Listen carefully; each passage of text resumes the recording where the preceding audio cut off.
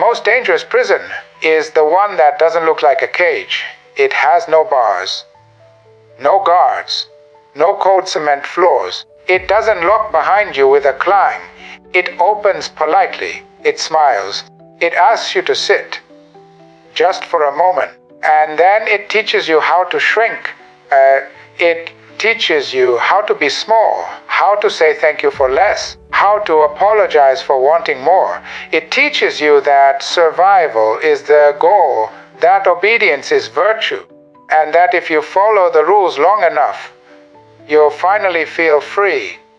But you won't, because the rules were never written for your freedom. They were written to keep you tame. There is a system in place, not just in law or policy, but in minds, in culture, in invisible expectations. A system that doesn't need chains because it convinces you to bind yourself. A system that says, don't speak unless spoken to, don't rise too fast, don't dream too loud, don't question what we've always done. It doesn't threaten your body.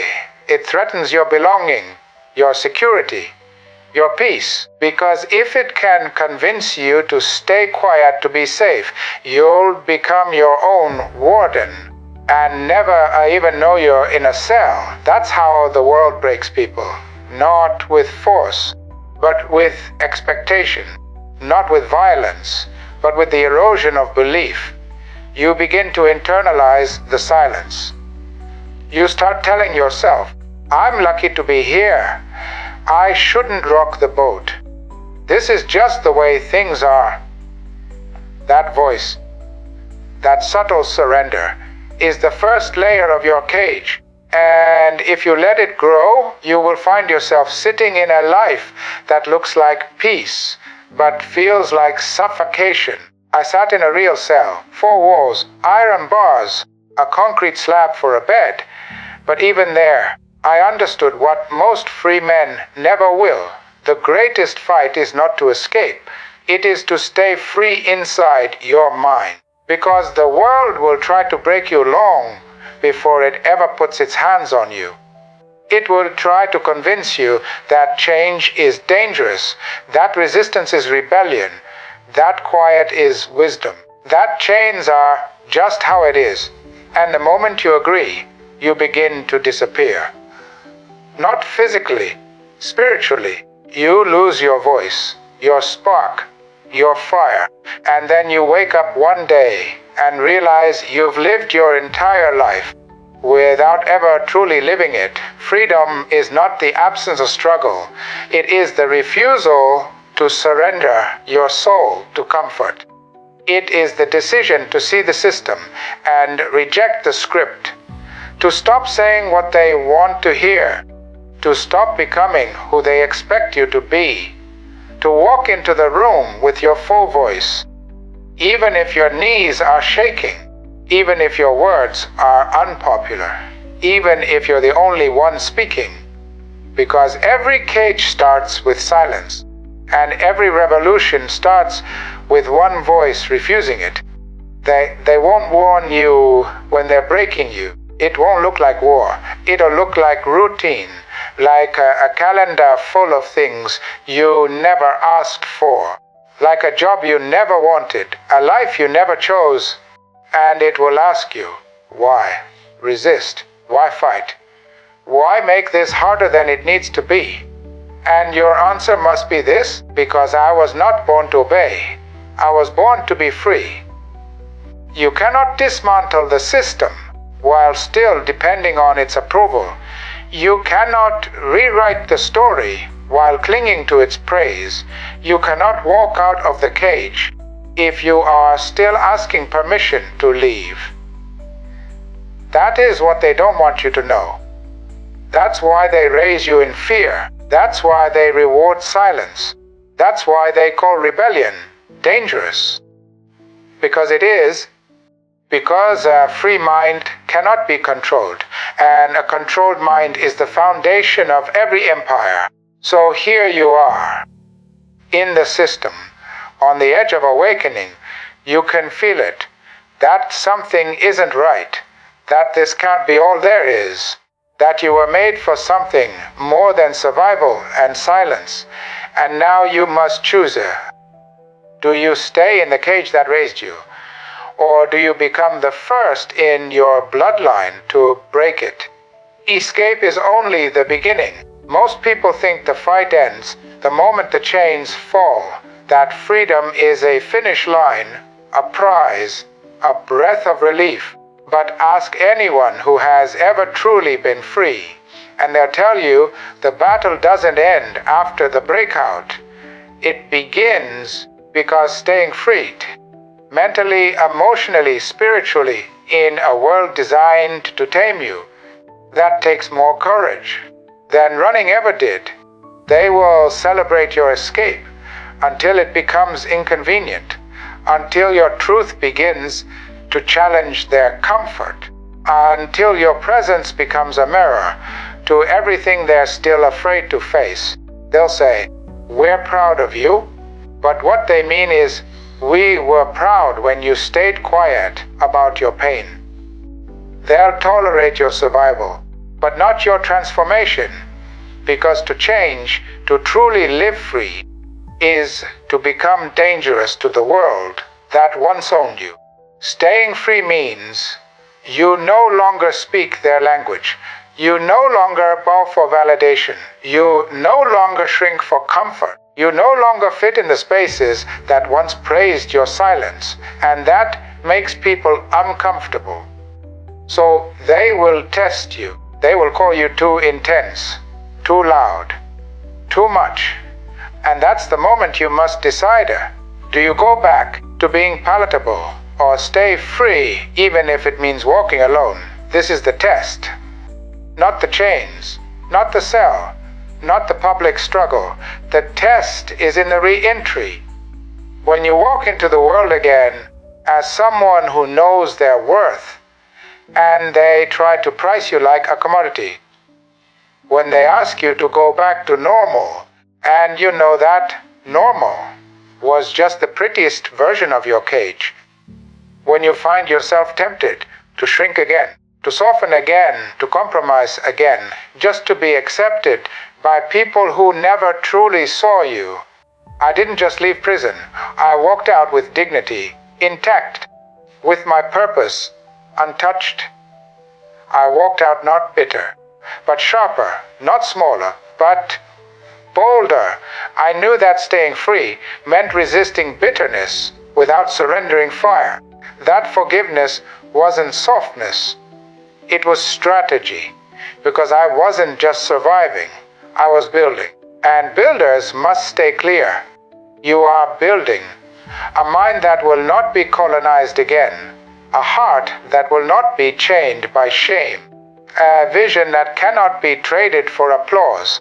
And the world will resist you. It will offer you comfort in exchange for your conviction.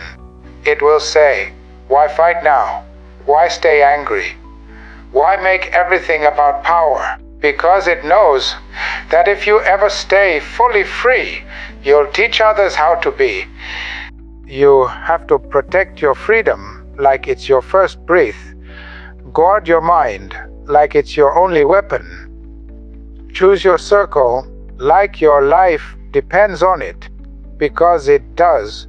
You cannot remain free while surrounding yourself with people who are addicted to their chains.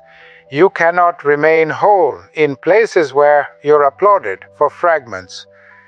You cannot remain powerful while feeding your soul to systems that profit from your submission. This world is not neutral. It's not a level playing field. It will not hand you space. You must take it and hold it, and when they come to take it back with flattery, with guilt, with shame disguised as tradition, you will stand, not because it's easy, but because you remember what it felt like to finally breathe. You remember what it cost you to break free, and you refuse to pay that price again. Staying free is a vow. It is a daily decision to never go back to the cage that raised you, To never again dress your silence as strategy. To never again sell your voice for peace. To never again confuse comfort with worth. You are not soft. You are sovereign. You are not agreeable. You are awake. You are not returning. You are rising. The moment you choose freedom, the world begins to choose sides. And not everyone will stand with you. Some will turn, some will shrink. Some will try to pull you back into the familiar silence they mistake for peace. But the most dangerous ones won't speak with force. They'll speak with love, with reason, with concern. They'll say, "Don't be so radical. Tone it down. Why make things harder than they have to be?" But what they're really saying is, "Your fire is making us uncomfortable. Could you dim it so we don't have to grow?" They will try to break you, not with violence, but with pressure, not with chains, but with guilt, not with isolation, but with invitations to compromise. Everything you blood to become, they will not understand why you won't return to the version of yourself that made their world easier, and they'll resent the version of you that no longer needs them. Let them try. Let them test your fire.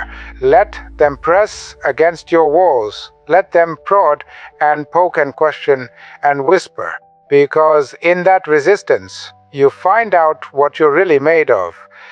In that pressure, you stop being a theory and become a threat.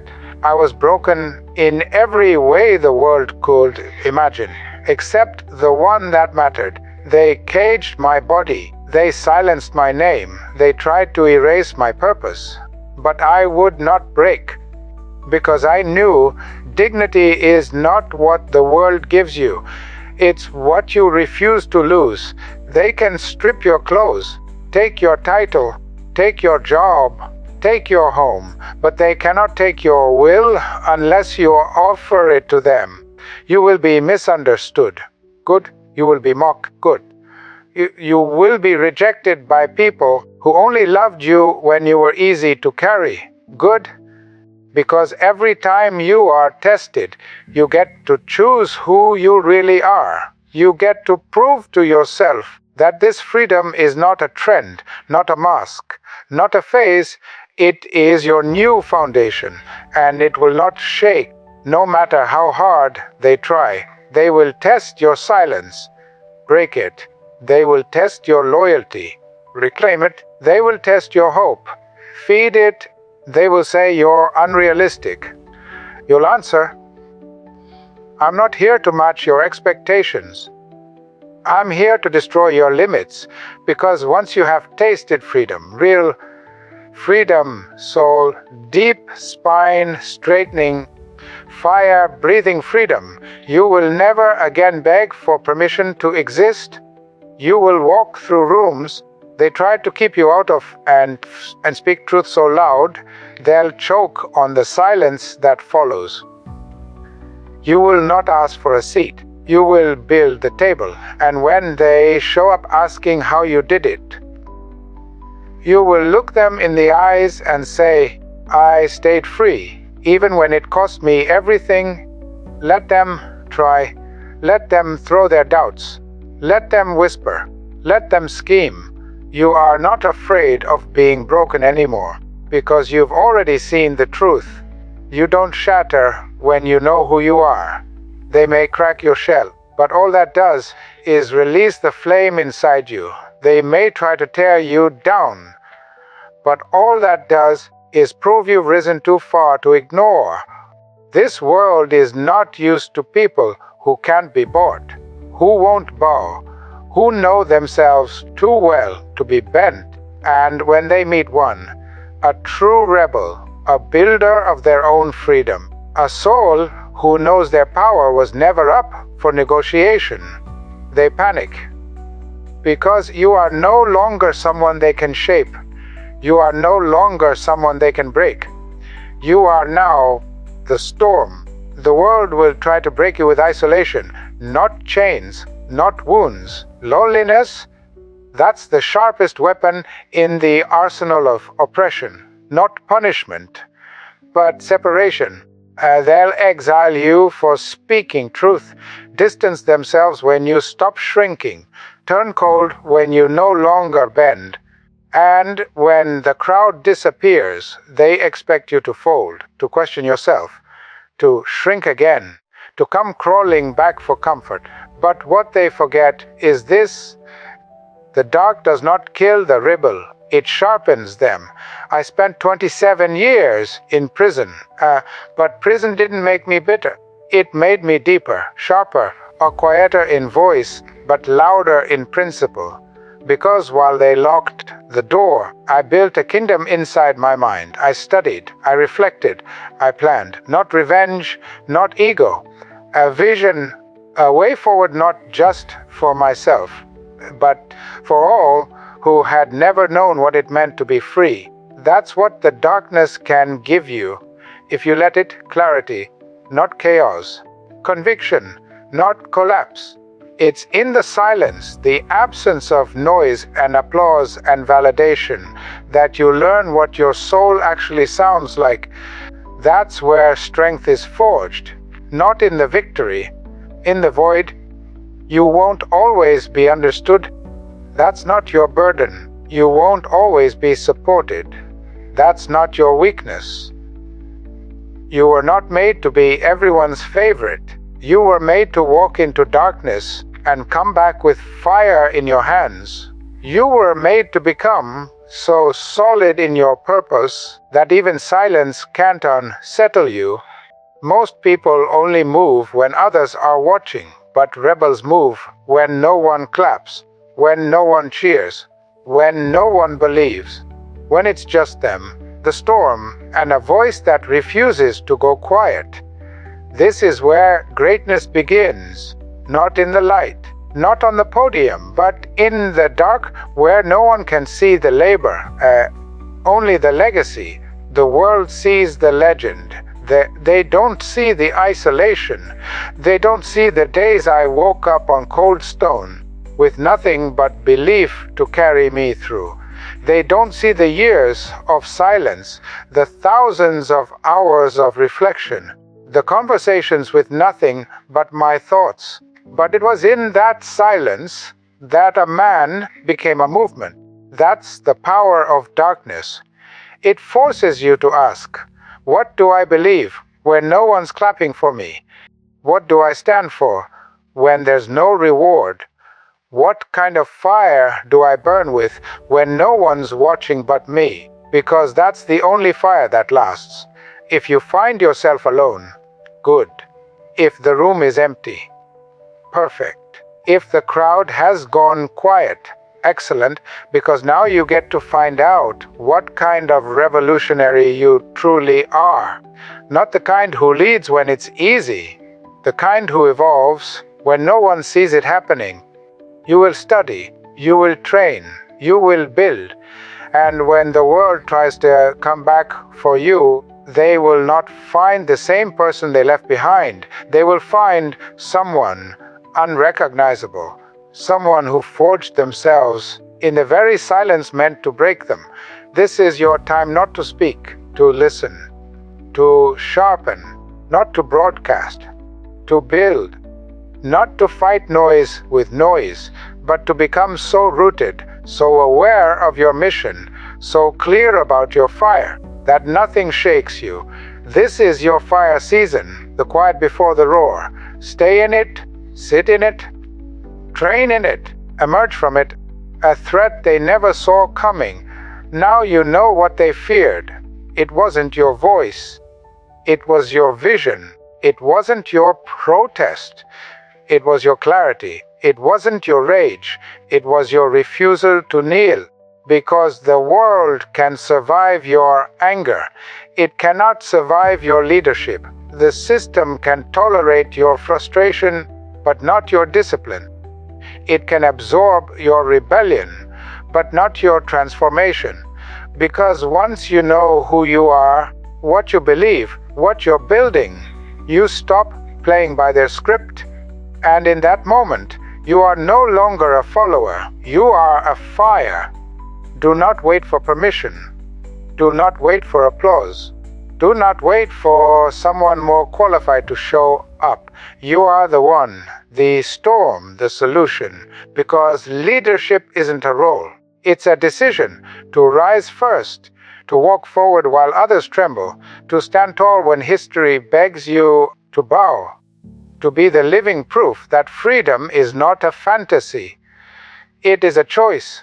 You will not always be ready. You will not always feel worthy, but I didn't feel ready either. I was scared. I was doubted. I was imprisoned, but I kept walking because I knew something that lives in every rebel's chest. The world doesn't change when the perfect rise. It changes when the willing refuse to stay down. You were not born to repeat the past. You were not born to obey the blueprint. You were not born to bow in the dust of another man's empire. You were born to build, to lead, to carve freedom from the rock of resistance. You don't need every answer. You need resolve. You don't need a following. You need fire. You don't need their blessing. You need to move, because once you move, the world moves with you. They said it was impossible. You did it anyway. They said you were alone. You became a movement. They said sit down. You stood and didn't bend. And now you're not just free. You're dangerous. Dangerous to fear. Dangerous to lies. Dangerous to every system built on your silence. Because you carry something they cannot replicate. Conviction, vision, fire that doesn't need fuel from the outside. And that fire is what will burn the path for others. You lead not by shouting louder, but by standing taller, not by forcing others to change, but by changing yourself so completely that you become undeniable. They will follow your footsteps, even if they never admit it. They will hear your voice, even in the silence of your walk, because revolution doesn't need noise. It needs presence. You've survived enough. You've bent long enough. You've waited long enough. Now, lead. Lead with your pain turned into power. Lead with your voice sharpened by exile. Lead with your back straight, your fists open, and your heart set on something greater than revenge. Legacy. You are not here to escape. You are here to evolve. You are not here to be tolerated. You are here to transform. You are not here to survive the world as it is. You are here to lead it into what it must become. So walk forward, not as a victim, not as a follower, not as a name on a list, as a fire, as a leader, as a storm they will never contain. This is your uprising. This is your legacy. This is your freedom. Lead like it. Burn like it. Stand like it. And never bow again. If these words awaken something in you, you're not alone. This is just the beginning. Join the rebellion. Subscribe to Rebel Chronicles and rise with us.